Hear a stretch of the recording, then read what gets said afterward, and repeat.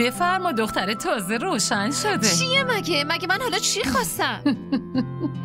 بابا آخه خرید کردن پول میخواد دیگه، مگه نه؟ کسی که همینطوری مفتی چیزی نمیده. تا شما کارتتو بهم ندی آخه چطوری میتونم خرید کنم؟ بوده دیگه، بوده لطفاً بهم بده.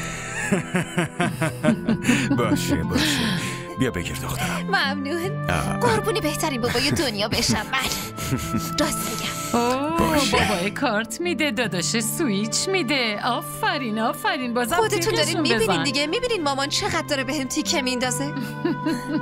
من کلا همین یه دونه خواهر رو دارم. اگه دستورای اینو گوش ندم مال کیو گوش بدم؟ حالا دیدی؟ اصلا نمیتونی جلوی اینا منو خراب کنی. اینا خیلی مهربونن. باشه من دیگه رفتم. جمیله، انوشه، زود بیاین. هم داداش چایی بده. سویچو. تعارف نکن داداش، چایی بخور. بفرمایید. بودو. به منم بده پسرم. چایی بده. ممنون.